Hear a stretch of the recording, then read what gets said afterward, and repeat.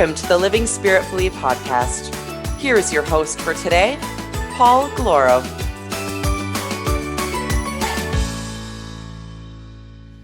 Hello and welcome to the Living Spiritfully podcast. I am your host, Paul Galloro. I'm so thrilled to be here with you all today. Here we are already, the last Wednesday of July. 2023 is flying by. We're well into the second half. And I hope it's been a good summer for you, or winter if you're down under. And I hope you're all doing well. It's been quite exciting here. Really busy time at the end of October. At the end of June, I was in Spain for a couple of weeks, which was very exciting for me. I attended a yoga retreat while I was there. I visited Barcelona, which I'd never been to before. It was so wonderful. And then I got back and I've just been getting ready for CanFit Pro. I've been, I don't know, busy with things, teaching classes and doing a rise and all sorts of great stuff. But it's been time. Venus stationed retrograde. She currently, if I'm actually recording this the day that I'm releasing this, which is unlike me. I usually have it ready a couple of days before. But Venus is currently stationing. She is at the 28th degree of Leo, where she has slowed down. Technically, she is already in retrograde motion, but still hovering at that 28 degrees of Leo. So you've heard me talk about Mercury retrograde. Venus retrograde is similar, but of a different area of our life, where Mercury represents our thinking mechanism, our mind. Venus is, we can summarize her domain into the ways in which we give and receive, mostly love. Now, oftentimes people think when we hear Venus, we think of, love and romance and pleasure and beauty. All of those things, yes, but in astrology, she also represents business, career, any exchange for our energy, right? So this is the area that is of focus for us over the next couple of, let's say over the next 6 or 7 weeks. She will be retrograde until the beginning of September, I think September 3rd, and then will stay in Leo for another couple weeks. Leo represents the self, right? So it's all about self-love. How are we giving and receiving love for ourselves, to ourselves? And that's why I'm calling this the summer of self-love. We started off with Cancer season, which is about caring and nurturing. We directed it to the self. Now with Venus retrograde, again, we look at the ways in which we love ourselves. So it's an exciting time. I personally have spent this past weekend in what I call Goddess Weekend. So it was a weekend where I was just really relaxing and beautifying my space and just preparing my home for the next couple of weeks. We're also in Leo season, which is my season. We're going to talk about Leo season in a little bit with Crystal Eves. This is a great conversation that we have, so I hope that you enjoy it as much as I enjoyed being part of it. So that's the Venus retrograde situation. And follow me on the Instagram or sign up for my newsletter. Head over to paulgalloro.com. If you're interested, I'll be sending out kind of communications about the ongoings of the astrological events that are happening. And so we'll talk a lot about Venus retrograde. The other thing that I'm preparing for are my presentations at CanFit Pro. This is such an exciting year. It's the 30th anniversary of CanFit Pro. I'm presenting again with my dear friend, Claudia Micco. Most of you already know her. And there's so much. 30th anniversary of CanFit Pro. We are a bunch of presenters from across the many years of CanFit Pro's existence. We're getting together for an anniversary workout on the Friday, which I think is so exciting. There's about, I think, 50 of us that are going to be sharing the stage in 5-minute increments, which will be exciting. So if you're coming to the trade show, check that out. That's at 12:30 on the Friday. It kind of kicks off the trade show. And then Saturday and Sunday, Claudia and I are presenting our sessions, endocrine fitness and sensory awareness for sensuous movement. Go back to some episodes of the Mind Body Misfits to listen to us talk about those. And then on the Sunday at the closing ceremonies, CanFit Pro will be announcing their recipients of their Fitness Professional of the Year awards for personal training and group fitness. And in case you didn't hear, I have been selected as one of the top 3 finalists for Fitness Professional of the Year group fitness.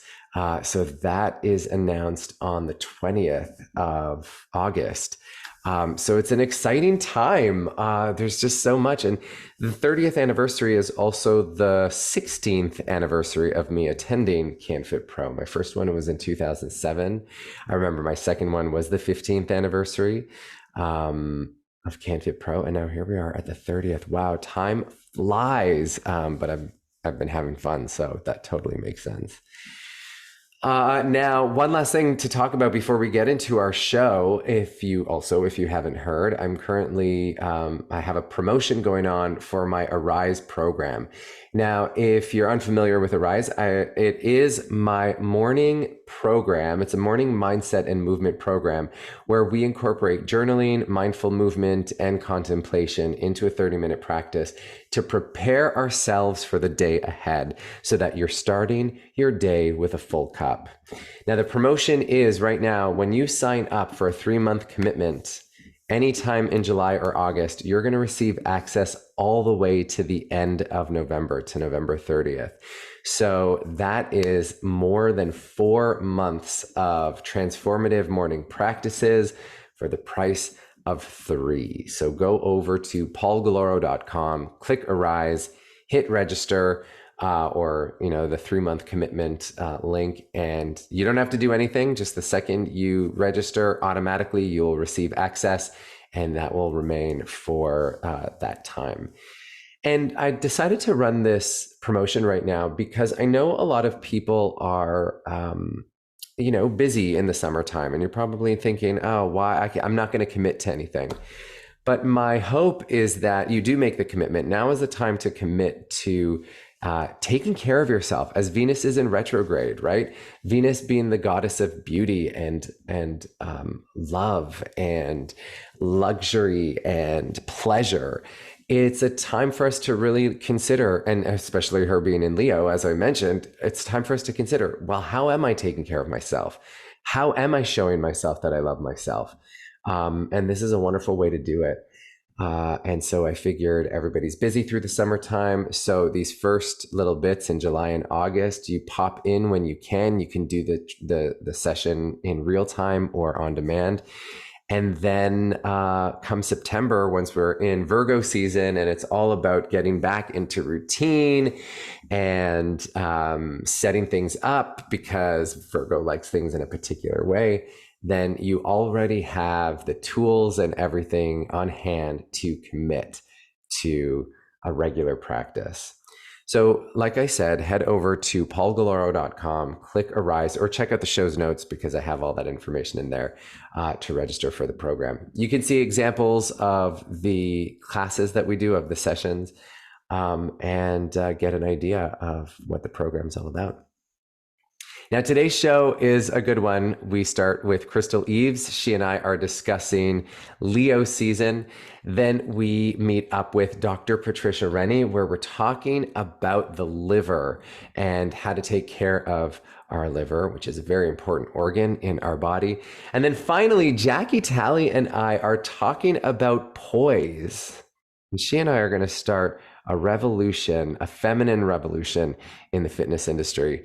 And what I mean by that is we are bringing gentle lady hands and feminine movement back to fitness.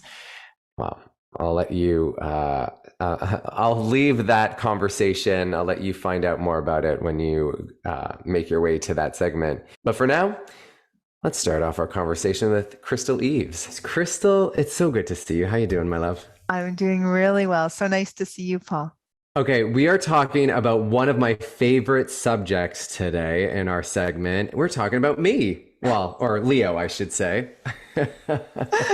It's Leo Spoken like season. spoken like a true Leo. Yeah. You know me so well.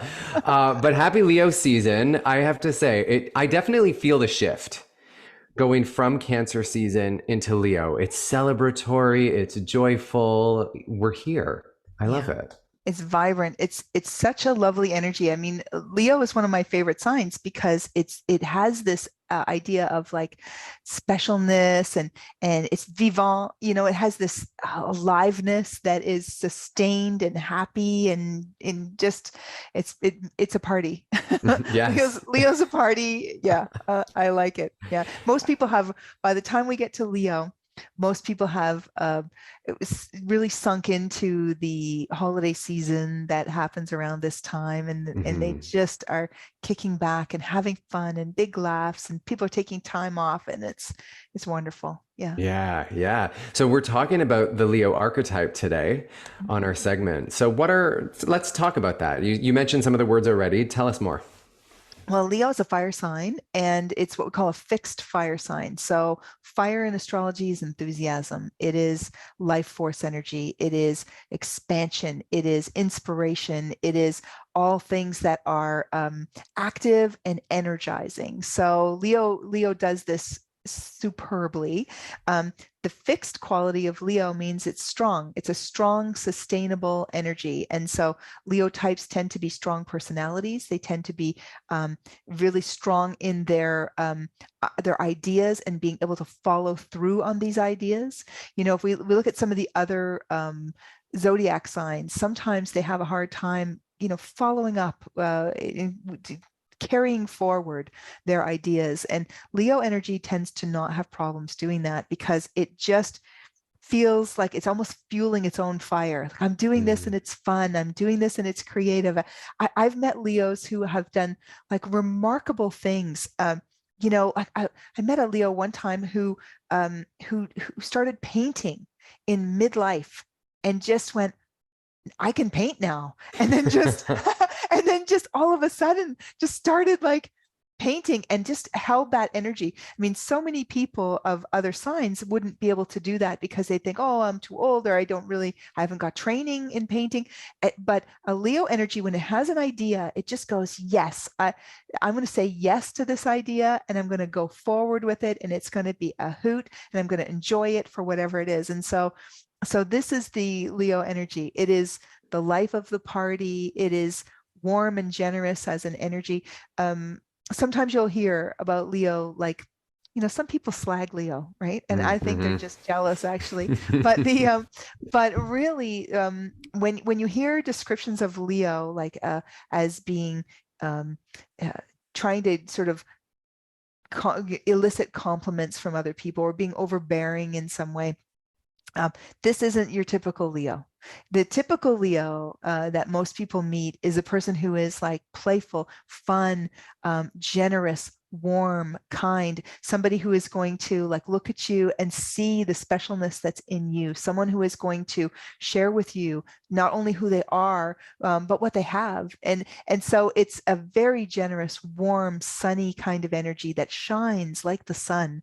And I think when you hear descriptions that are otherwise of Leo, they're really just describing Leos maybe who are struggling, but this is not your typical Leo. Your typical Leo has put up 3 Christmas trees at Christmas time, and is the life of the party, or is the person who is creating quietly in their own home something that they're really happy to pour their heart and soul into, because it's such a creative sign. It can joyfully sort of extend itself into the world. And so now Mm. this happens to be 2023 happens to be an excellent time for Leos to shine, because over the coming months we have a Venus retrograde in Leo. So what this means is that Leos are in favor. They're in season. Not only is it their time of the year, but that they are going to have a little bit of extra spring in their step, and they're going to be regarded quite well during this time. So this is a Leo season in a sense for everyone, because Venus is retrograding over the next 2 months. But for Leos themselves, they might really find like, I'm having a good hair day. I'm having a nice time. People are speaking well of me. It's easy for me to get people to comply with things I'm wanting to do. The parties I'm throwing are well attended. These are the types of things. I'm meeting people, and it's really been a compliment to my personality that people are able to bounce off of who I am. So this is going on for the duration of the summer in the Northern Hemisphere. And the retrograde ends on September 4th, but still Venus lingers in Leo until October 7th. So we're having an extended period of time. If you're a Leo and you're out there and you're wanting a promotion, or if you want to be acknowledged, or if you want the help of somebody to do something, if you want to date, do it. Do it now. All of the above. I'm on it. Okay. The iron is hot. Strike. So this is good times. Yeah. It's interesting that you say that, because and we were talking about this earlier. There's just things that are happening in my life that right now I'm like, okay, this is a great opportunity. I want to be ready for it. I'm going for it. You know what I mean? So you've just you just affirmed that for me. So thank you. Yeah, it's a wonderful time to be, and it's interesting. So Venus is considered to be what we call a benefic in astrology. So it's a good luck symbol. Jupiter is another good luck symbol. And sometimes if you watch the sports, and you see, a competition going on or whatever, and you notice that Venus is lingering in that person's sign, their sun sign, or Jupiter is the other benefic lingering there. Often you can anticipate who is going to be the victor, because there is a little extra something that's going on for that person where they have an edge. So Leos have the edge right now. They'll often have the edge anyway, because it's a magnetic sign, that they tend to be able to like wield their magic in the world and get the things that they want. Their phrase, every sign has a phrase, and Leo's phrase is "I will." So there is like that. They're being able to impose their will on the world is something that Leos can actually do, and with a lot more grace and assistance this summer than normal. So it's just it's a recipe for good things happening for Leo. Yeah. I love that. And I have to say, as you were describing Leo with some of the words that you were saying, you were describing the sun and the way the sun operates, about like being there and shining and sharing with others and all of that. And so I love what is amazing for me as I continue to study astrology and we get deeper into it, and even with Way of the Sun, as we continue exploring each of the zodiac signs, we get deeper and deeper into it. I see the connection beyond just talking about people. I see that connection in nature, in the world, in the way the elements operate, all of that stuff. So it's super fascinating. Yeah, well, Leo is associated with the sun in astrology. It's governed by the sun, and it works on multiple levels, because Leos do shine outwardly just like the sun does, and Leos do sort of hold the center stage like the sun does. And so there's a lot of similarities that we find that way. But also the sun in astrology represents the self and the shining of the self. It's like the identity. And Leo is very much about on a quest to understand itself. Who am I and what can I do? When we look at Leo as a progression of the zodiac, and the zodiac starts with Aries. Aries is hello, here I am. And Leo is here I am, and this is what I can do. This is what I have to give. So it's sort of like extending beyond the self into the world with its gifts and its abilities. And that's why so often you're going to see Leos in the spotlight for, performing arts, and you'll see them at the head of companies, and you'll see them launching projects and so on. And they have the vision and the ability to hold that place. Yeah. Mm, mm. I love it. And I just want to remind our listeners that you and I have a program that we're doing. It's called Way of the Sun. Yes. And we meet twice a month virtually. One week you talk about the archetype, and then the following session that we get together for, I do an embodiment session where we take all of those qualities and we bring them to life within us in some way. And we're opening our registration for that again come Libra season. So we'll talk about that once we get into Virgo, which is next season, for a start for people if they want to join the program. Once Libra season kicks off in, wait, I End said of Libra, September. right? End of September, yes. So for those of you that are listening, if you're interested, make sure that you head to the show's notes. There's a link there for more information on Way of the Sun. Sign up for our newsletter so that you can get the info when that is ready. Yes. And before we go, anything else that you want to tell the world about Leo season? We've talked about Venus retrograde. Anything else that we need to know so that everyone can enjoy Leo season? Because as a Leo, I want the world to enjoy it. Yeah, I mean, well, it's just one of these times where, and maybe it's because so often, like with schools ending and kids off and holidays happening and so on, you know, Leo is about play. And so we have some space during Leo season to do some play. And, what is the function of play? The function of play is to be able to sort of test our abilities in a non-stressful situation. Right? This is one of the reasons play exists from an evolutionary perspective. So I really encourage people to stretch beyond their boundaries and get out into the world and test themselves in these various ways that really don't have any stakes involved. And then maybe later when we get into more serious seasons, you can say, I kind of learned that when I was goofing around, but now I want to just do something with that. So this is the time to explore, to celebrate, but also to just expand who you are. Let yourself grow a little bit during this season. The nice thing is, and because of this Venus retrograde, is that, it'll probably be well received. If you try your hand at playing the guitar or dancing or doing some other activity that's joyful and playful, it'll probably be very well received by others, and it'll be encouraging. So why not? Why not give it a go now? Yeah. I love that. I love that. Get out and play. Explore, expand. I love that.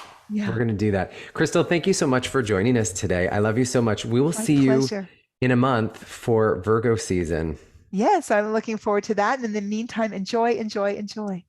Now, from Leo to liver, we welcome Dr. Patricia Rennie to the show. How are you, Dr. Pat? Hi, Paul. I'm pretty good. I'm enjoying the summer and the beautiful weather. Right? I mean, we've been very blessed. There's been moments of some pretty intense rain, but I'm sure your garden loves it. Absolutely. P.S. Saves me lots of time when I don't have to water my garden. Right? But I just want to say, when I was at your place, when was that? A couple weeks ago, your tomato plants, like they're taller than me. No, I know. It's my neighbors walk by and like literally 2 neighbors this week said, "What are you putting on your garden to make stuff grow like that?" And I just said, water, sunshine, and love. Like, it doesn't matter what's like literally, Paul, 3 days ago, I have crazy beets, right? So 3 days ago, the beet was like this. Yesterday, I was out there. It looks like it's massive. It's embarrassing how well this stuff is growing. I just don't know what to do with it. That's amazing. And I saw your post on the Instagram of all the garlic that you grew. Oh, those were my onions. Those were my onions. Yeah. Yeah. Wow. That's amazing. My garlic's not ready to pull out yet. Okay. Well, I'll post that later. Well, I'm excited to see what other bounty comes out of your beautiful garden. Now, you are talking to us today about liver enzymes. Liver enzymes. So we've been kind of working our way through some of the things that you see on routine blood work, or, maybe less routine blood work. This one, some doctors will order this on your annual physical and some won't, just kind of depends what they're looking at. But I think it's really important because the liver is really the largest I think by weight anyway, organ. We think of the skin as being a very large organ, but the liver is our largest metabolic organ in the body. And the reason for that is because it does like over 400 things for us. And it's Can you list all 400? Just kidding. No, I cannot. No, I cannot. But really, its job is to filter the blood and clear the blood of toxins. And, when you first think of toxins, you're like, oh, well, I don't do anything toxic. Well, pollution is a toxin. There are toxins in our food. There's toxins in the air. There's toxins in the water. And then there are the toxins that we actually consciously take, like medications, are, potentially toxic, and they have things that need to be filtered out of them by the liver. So one of the other big jobs that it does is produces bile, which helps us to digest our fat, and then the metabolized bile helps to carry away the waste products. So we're excreting those waste products in our urine and in our stool once they've been metabolized by the liver, but liver's got a lot of work to do. So it's one of those things where, we look at those normal ranges on our blood work.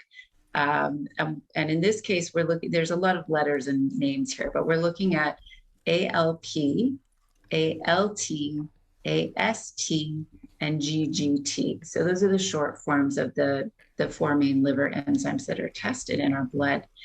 And the normal ranges are usually pretty low, like in the teens and 20s and 30s.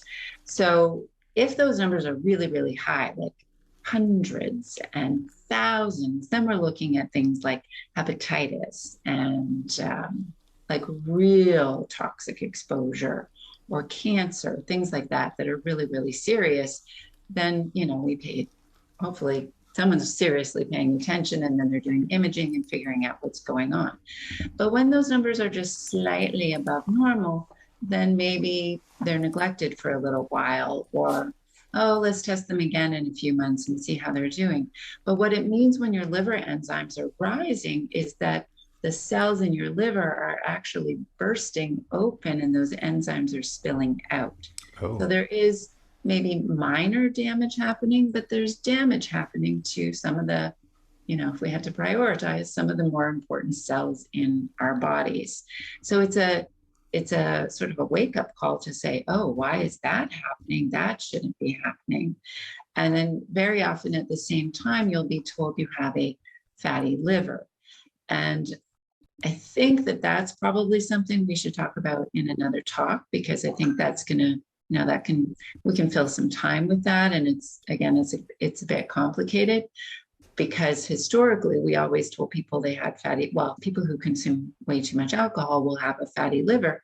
Fatty liver means that your liver cells have been infiltrated and replaced by fat, which is not doing the job that the liver does. So again, if you have those two things happening at the same time, you're told you have fatty liver and your liver enzymes are starting to go up, then we should really be scratching our head to figure out what's going on and what do I need to change to stop that from happening.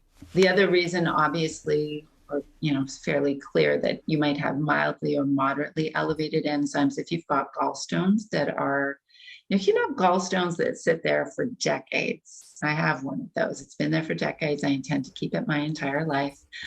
But if they're smaller and they start to move and they irritate the bile duct and there's inflammation there, then those liver enzymes can start to go up. So that's when you're going to do imaging like an ultrasound to see what's going on in there. So that's the other thing to think about. The other thing that we've sort of talked about in some of the other podcasts, and certainly when Kathy was with us in April, was like metabolic syndrome, and how if your blood sugar is too high and your cholesterol is too high and your triglycerides are too high, then that is contributing to fatty liver, and you can start to see those enzymes going up then too. One of the things that the liver produces is called glutathione, and glutathione is like the master antioxidant. So antioxidants, we know, are like if a nail is rusting, rust is bad, we need antioxidants to prevent that oxidation. So we need antioxidants throughout our body to quench things that are oxidizing, that are damaging our cells. So glutathione is like the number one master, most amazing antioxidant in the body. And it helps the liver to do these detox pathways to remove the toxins from our body from all of those sources we talked about, including, people some people are still smoking, or you're exposed to smoke. If you're exposed to radiation, that's a stressor on the body. People are getting imaging done, or even flying, you get exposed to all kinds of radiation. And stress, we're all stressed all the time to some extent, and that produces these reactive kind of oxygen things that need to be quenched by our antioxidants. So even if you think you're not putting any toxins in your body, they're still being produced in your body. Right. Often people are taking medications without really realizing what the toxic impact of those medications are. So some of the things that will deplete glutathione in our body would be like acid blockers, like antacids that you take just over the counter. But a lot of people are taking prescription acid blockers. Some of them are called PPIs, proton pump inhibitors. And people can be taking those medications for years without thinking about it. Other things like antibiotics, which would be more short-term, antivirals, which would be more short-term. But tricyclic antidepressants, people can be on those drugs for years. And then the big one for glutathione would be the painkillers. And so if you have surgery, or if you break a bone, and then suddenly you're on acetaminophen, to not use a brand name, you might be taking higher doses of that for a short period of time, and that's going to deplete your glutathione dramatically. So I think, because the point I really want to get to here is that those other drugs I mentioned, for the most part, are prescription medications. But if you can buy acetaminophen over the counter and take 2 pills every 4 hours, we think of that as a really safe medication, because it's available to everyone. And, here's the recommended limit of the dose, but that seems pretty safe because everybody can take that. The issue is that it really, really depletes glutathione. And so, you can't really go over the recommended daily dose without causing significant damage. And take enough of those at once, and they're potentially lethal, right? Right. So the reason why they're lethal is because they're depleting our glutathione. Okay. Because we can't live without that. Right. It's like you just took it all out and you're done. So I've seen a few patients this year who've come in with mildly elevated liver enzymes. And, there's also this thing happening where there's like rollover, and people are having new doctors and they don't know them as well and don't know their history as well. And so I think there's also a factor there too. But for example, this 82-year-old woman came in this year with, significantly, not in the really high realm, but moderately elevated liver enzymes. And she's a smart cookie. And so she had kind of figured it out by the time she got here. And she said, Pat, I think this is because I injured my shoulder last year. I fell over and really wrecked it, had to have surgery. And, they sent me home with extra strength acetaminophen and told me to take this many every day. And I didn't want to take the big painkillers. I was really afraid of taking morphine, anything like that. So I took a bunch of acetaminophen, and every time my shoulder hurt, I took it all year long. I think I damaged my liver. Yeah, because, it's safe and it's over the counter. But in this case, you have someone who's a senior, and in fact, an advanced senior. So all of those processes that, maybe you and I can do better in our liver, she struggles with a little bit more. And if you already have some pre-existing liver or kidney issues in the first place, then your capacity to process is going to be even less. So I think it was probably a bit of a double or triple whammy for her, where she took it for too long. She took too much for too long. The shoulder pain was better when she would take it. Right. But because she's older, she was less able to metabolize, because honestly, she wasn't taking more than she was supposed to be taking, but her liver enzymes were starting to scoot up. So fortunately, she had a good doctor who did the blood work and did the imaging. And I was able to help her with some nutrients and some botanicals, and we got those levels back down. And we addressed her shoulder pain in other ways so that she doesn't have to keep going back to that painkiller. Okay, awesome. So you bring that up, and this is now the question that I want to focus on is, what can we do to support our liver? And also, can you walk us through a farmer's market or your garden and tell us what kind of foods to eat to support our liver? Okay, that one's easy because I think you and I were talking before the show, and I have beets coming out of my ears. So beets are great for the liver. Any cruciferous vegetables are really good for the liver. And these are not always the ones that people are drawn to because they're a little bit bitter and they have that sulfur kind of smell and taste to them. But broccoli, Brussels sprouts, cauliflower, asparagus, any of those kind of stronger smelling things are amazing for the liver. Anything bitter. So if you put bitter greens in your salad or dandelion greens, those kinds of things are great for the liver. Lemon, the sour taste of lemon, because in Chinese medicine, every organ has a taste and a color and a season. So liver season is springtime. So often people who have liver issues notice those kind of coming up in the spring because that's the time of year when the dandelions are pushing out. Artichokes too, reminds me of artichokes. So, and then some of the herbs that are good for the liver, which again, if you're taking any medication, you have to make sure that they're not interacting with, so you need someone to look those things over with you.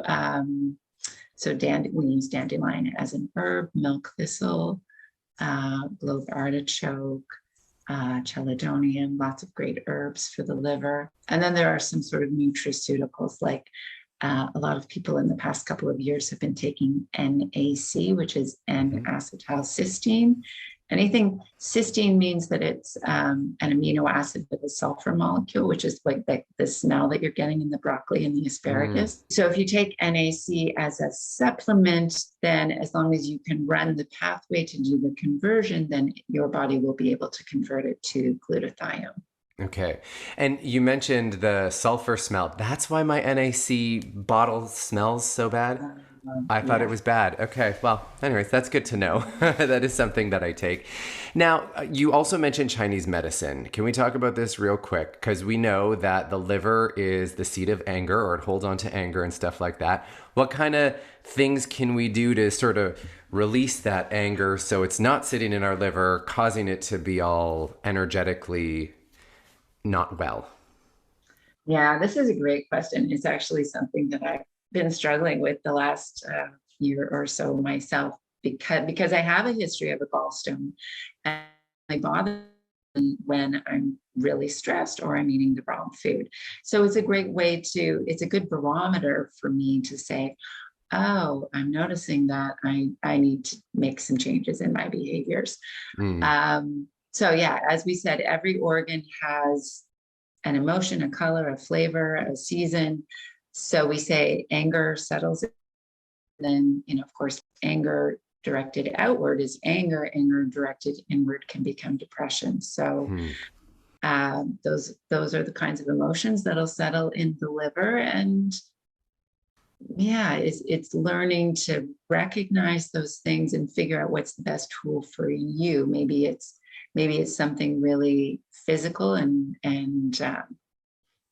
physical exercise. Maybe it's meditation. Maybe it's just communing with friends, figuring out how you manage those emotions so that they don't sit and become stagnant, because the stagnation is what leads to things like gallstones from a Chinese perspective, because the energy is sitting there and not moving. So one of the best, safest, easiest, cheapest ways to support your liver is just rub a teaspoon of castor oil over that liver area. And our liver is on the right side of our body, just under the right breast, wherever you have rib cage there, because that rib cage is protecting that super vital organ. So you can just rub castor oil over that liver every night, wear an old t-shirt to bed, go to bed, or put a heating pack over it for 20 minutes and wipe it off before bed because it's a bit sticky and it's going to stain your linens. But that's one of the best ways for me to figure out how well people detoxify Because if you put that on and you feel nauseous, just don't feel good, that means you're really stuck, and we need to find even gentler ways to start. I think I would like to have a conversation with you one day about castor oil, because since you introduced it to me, oh gosh, how many years ago, I use it for everything, and it is amazing. It truly is like a very healing oil. So we'll definitely save that. And another thing that I wanted to say that could be something good, and you and I have experienced this together, beating something with a tennis racket. I mean, it's a great way to express anger. I've done primal screams. I've beaten stuff with tennis rackets.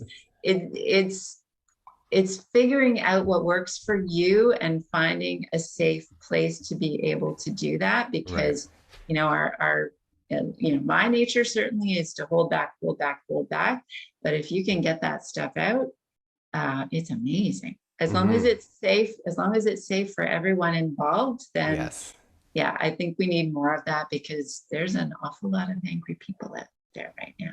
Yes.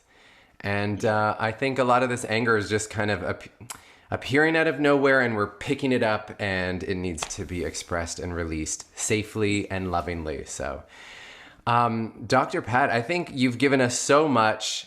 The takeaway that I'm bringing is, obviously, keep coming to see you with my blood work so that you can keep an eye on this for me, and get all of those great vegetables in my diet, like the beets and the broccolis and the Brussels sprouts. All those things that I love to eat in the fall time anyway.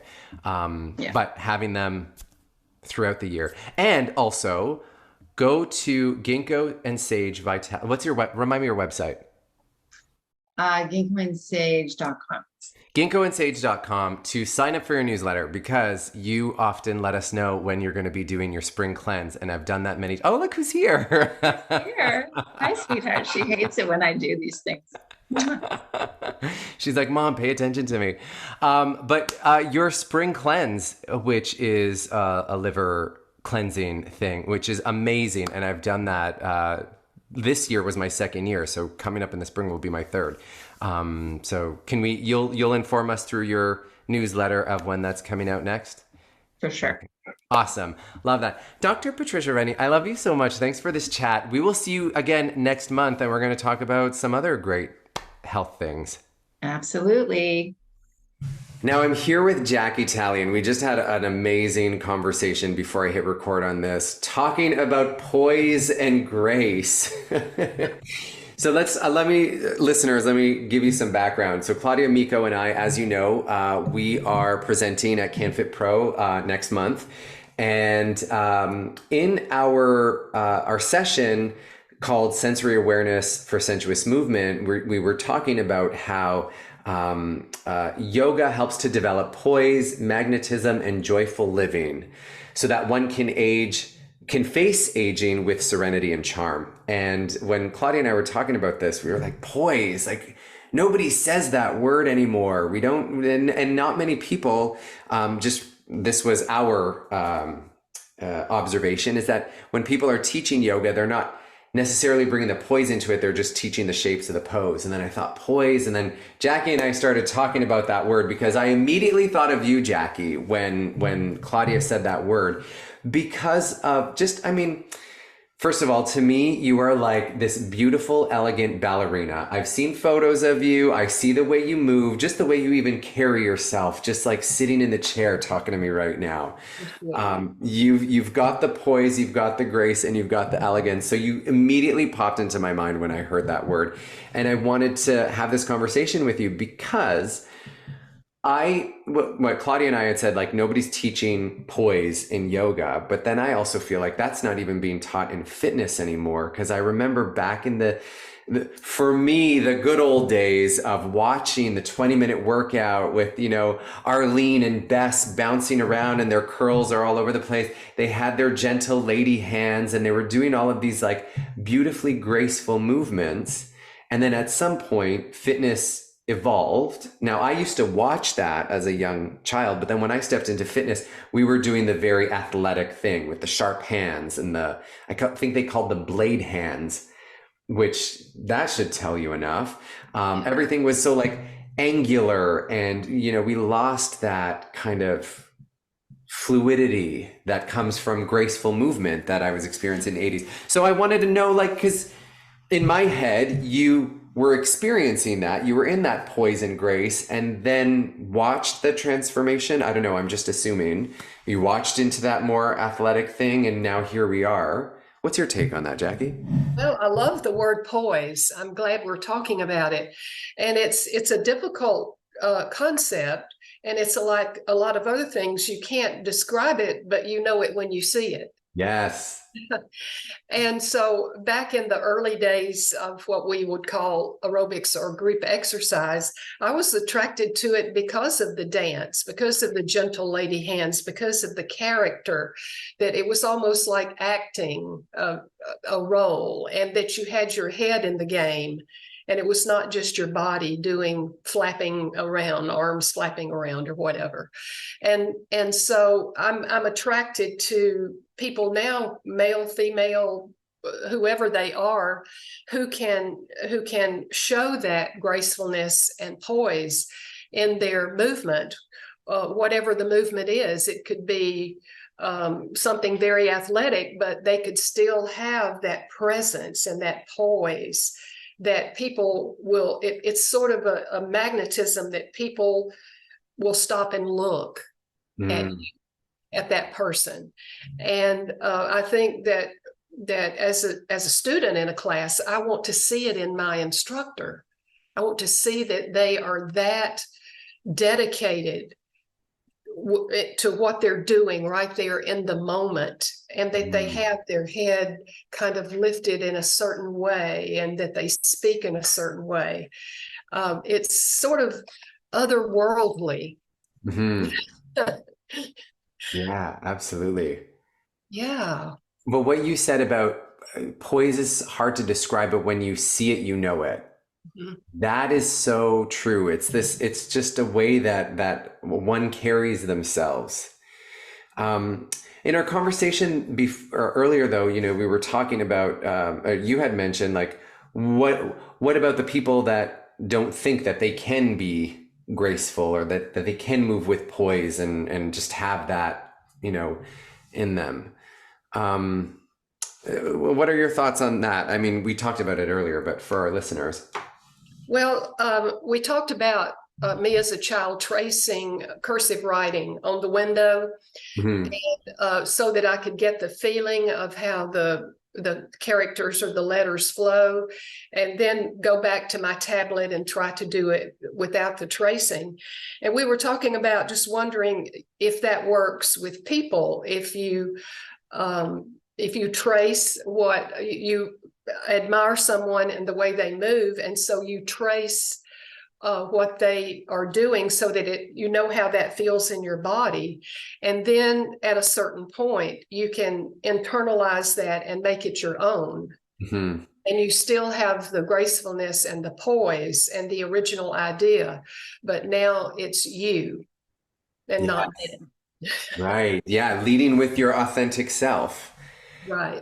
Because like when you shared that image of you tracing the letters up against the window, I thought of all the ways that I've when we talked about this too. I was thinking of all the ways that I traced other fitness professionals in my early career, and I could feel in my body, okay, when I say or speak like this, it feels right. Or when I do it like this, it doesn't feel right. And then eventually found my own kind of, this is how I'm bringing it to whatever it is that I'm doing. So it's like when you're tracing the shapes, you were tracing just to get that precision of the curvature or the length or any of that stuff, so that you can get the shape of it.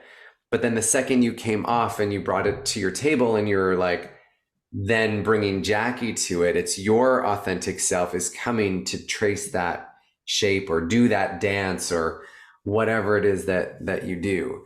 And I think, for me, I don't know.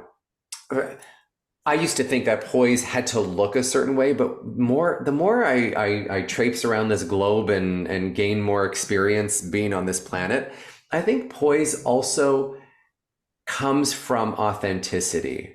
I think somebody like may not necessarily, because you also mentioned this earlier, they may not necessarily look it, but there's something that just radiates from them. And I think it's being authentic, being aligned, and showing our true self that helps us to be more graceful. Do you know And bringing a certain kind of energy into the room with them. You know, you could be in an airport and all these people are doing all of these things, and your eye may land on a certain person who is just standing in line, but there's something about them that there's poise. Mm-hmm. Mm-hmm. There's grace just in their very being, and it catches your eye. And yeah, this is really, and elegance was another word that you used. Yes. I love that word too. I think that goes, and we were going to talk about, like, in the fitness industry, after a certain while, that all the women were doing the dancey aerobics and the lady fingers and all of that. Yeah. Then the marketing people said, well, we need to get the men involved. So we need to make the movements more masculine. And things that they can do and follow, and that they won't feel prissy doing it. And so then things began to change, and we had hand movements like a fist or like a blade, like you said, you know, just keep it real sharp and nothing fancy, and don't confuse them. And I don't mean just men, but we wanted to get more people into group exercise. And so we needed to make it easier to follow and more simple. So we just kind of streamlined, and the poise kind of began to suffer. Oh. Okay, so tell me, what was your experience like going from, because what I heard you say is that you were drawn to that because it was like dance, which is same for me. I always used to think of like group fitness and any kind of like aerobics or cardio based class as just like choreographed dance. It just happened to be, you know, physical and athletic and all that stuff. But how was it for you to be like, oh, I'm doing my gentle lady hands, and now all of a sudden they're coming like, no, Jackie, sharper. Did you actually have to change yourself, or did you just sort of notice it happening in the industry? And what was that like for you? Well, I did have to change myself, because then we started putting weights in our hands and dancing with weights. And then we started stepping up and down on the box, the step, and it got even more kind of military and athletic.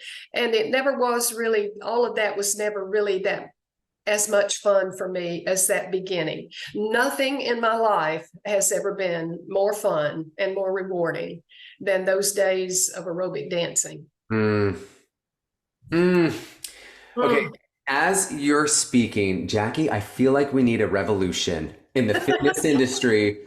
We need to bring back the feminine into group fitness. And I mean that lovingly, like, yes, here's the thing, just on this planet, as there is space for the masculine, outward, active energy, there's also room for the passive, gentle, flowy, feminine energy.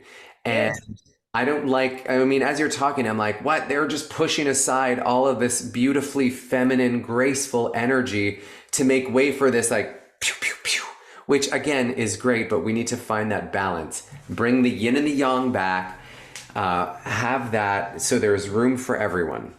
Yes, absolutely. Yeah. And then if you wanted to have a specialty class where it's all just real feminine and prissy, just go ahead and do it. Yes. And people who want that will show up. Yeah, exactly. All right. Well, Jackie, you and I have some work to do now that we're starting this feminine revolution in the fitness industry. Yes. We got a lot of work to do behind the scenes because really, and I mean, you've seen some of the fitnessy kind of stuff that I do because like I said, I stepped in when it was more athletic than it was dancing. I don't really have that danciness in me. Oh, well, and I want to work on it. I see it. I see it in you, and you can do it. Yes, but I think that there's a good thing about trimming it down, and because as a group exercise or fitness leader, we are like a book that the class is reading. And if we're putting too many words in there and too many punctuation marks, they get confused. Right. So it's a good thing that we have figured out how to lead movement that can be followed by many people. Right. Yeah. You're absolutely right. Thank you for that reminder. Mm-hmm. Okay. All right, Jackie, we're going to go start our revolution.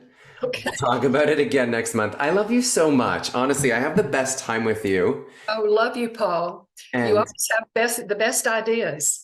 Well, when we come together, they just come to life and are amazing. So thank you so much. Enjoy the rest of July. We'll see you in August. Okay, thank you. And that's our show for today. Thank you so much for listening. I hope you enjoyed it as much as we do. Remember to go over the show's notes for all of the stuff that we talked about. And of course, head over to paulgalloro.com. Check out Arise. 4 months for the price of 3. You can't go wrong. So I love you so very much. Next week, Claudia, Micco, and I are back. It'll be the first week of August. And we're talking about stuff that we're talking about. You'll find out when we get there. I love you all. We'll see you again soon. Bye for now.